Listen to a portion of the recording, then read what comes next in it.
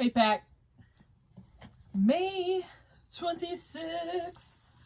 And again, apologize for missing days. Just health stuff. So, yeah, we're not going to go there. All right. Despair and die.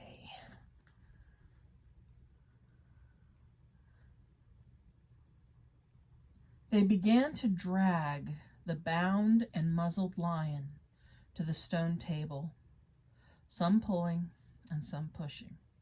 He was so huge that even when they got him there, it took all their efforts to hoist him onto the surface of it. Then there were more tying and tightening of cords. The cowards, sobbed Susan. Are they still afraid of him, even now? When once Aslan had been tied, and tied so that he was really a mass of cords on the flat stone, a hush fell on the crowd. 4 hags holding 4 torches stood at the corners of the table. The witch bared her arms as she had bared them the previous night, when it had been Edmund instead of Aslan. Then she began to whet her knife. It looked to the children, when the gleam of the torchlight fell on it, as if the knife were made of stone, not steel, and it was a strange and evil shape. At last she drew near. She stood by Aslan's head. Her face was working and twitching with passion, but his looked up at the sky, still, quiet, neither angry nor afraid, but a little sad. Then, just before she gave the blow, she stooped down and said in a quivering voice, "And now, who has won? Fool, did you think that by all this you would save the human traitor? Now I will kill you instead of him, as our pact was, and so the deep magic will be appeased. But when you are dead, what will prevent me from killing him as well? And who will take him out of my hand then? Understand that you have given me Narnia forever. You have lost your own life, and you have not saved his. In that knowledge, despair and die." The Lion, the Witch, and the Wardrobe. Why is it so important to the witch that Aslan die in despair?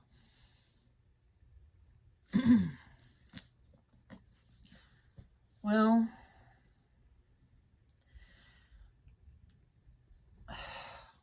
this is one of the hardest parts of the book, of course, of the series, in my opinion. This and certain parts of the last battle.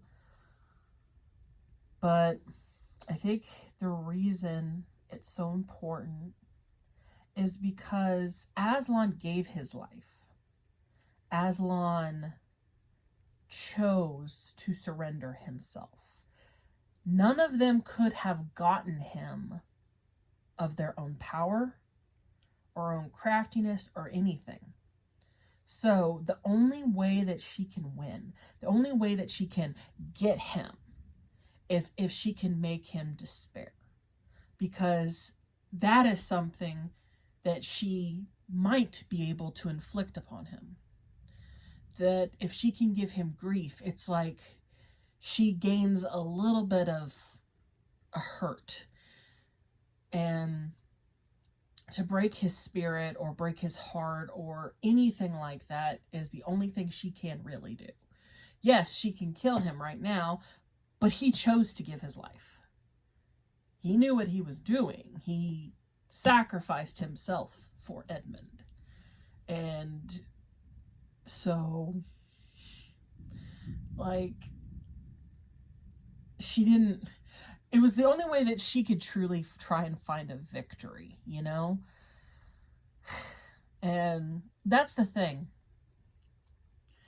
If a soldier is in a war and they're fighting for the freedom of their family, or they're fighting to protect, you know, a town, they've already chosen to sacrifice their lives.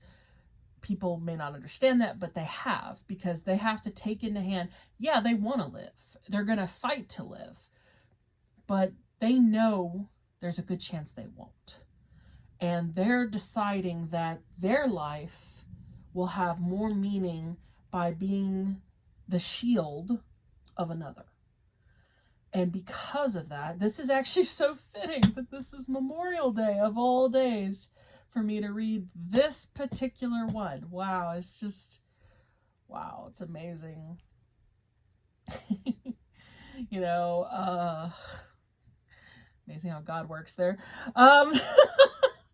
But I did not plan this. This is literally legitimately the day that it says I'm not, let me see if I can, I don't know how well, but, you know, May 26th, and that's crazy. But to sacrifice yourself as a shield, they can't take your life from you because you lay it down. And that is anyone who puts themselves in the position of defender. They are laying their life down. So the only thing that you can do to truly get one over on them, to truly win, is to inflict suffering or to break their spirit. And that's what she was trying to do. That was her goal. And so I think, you know, spoiler alert, as always, you know, we know how it turns out. The deep magic also says that when someone who is innocent, someone who is, you know, who lays down their life, the time is reversed and the death is undone. And so, you know, Aslan returns. And I think it's just a beautiful symbol of a willing sacrifice for those you love. Because no one wants to endure pain and humiliation. It doesn't say it, I think, but I think they shave off his mane. I think they like try and humiliate him in every way by stripping away everything that made him who he was. Because he is a lion, he is a king, you know, it's just, yeah, it's,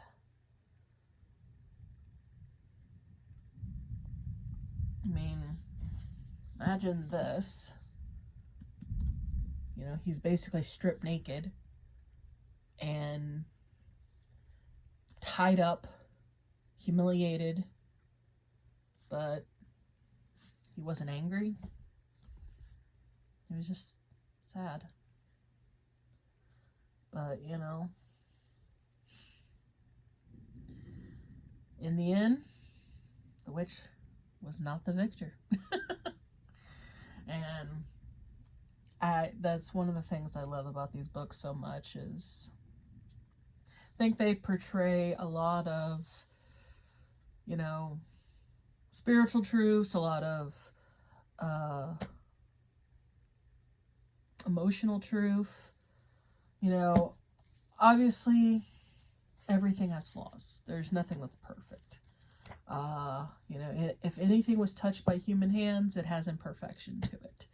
But I think there's a lot of power in certain books that really capture, you know, it's like Lord of the Rings and this and, you know, forgive me, but I have a little bit of a special with C.S. Lewis.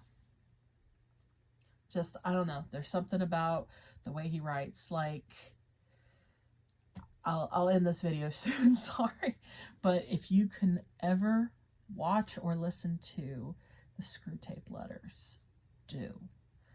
I prefer listening to it because it was really interesting hearing like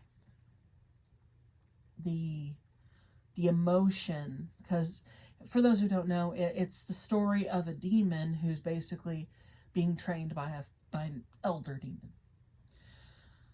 But it is so amazing. It's an amazing story, and it's interesting to look at the way evil thinks and evil processes and how their goals are. And, you know, it's kind of the opposite of this, you know, which focuses more on the way the good people process things, even when they make mistakes. But I hope you enjoyed, and thank you, as always, for watching.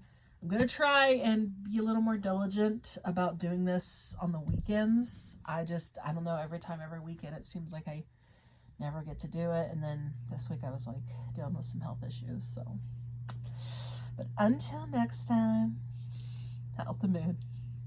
Bye.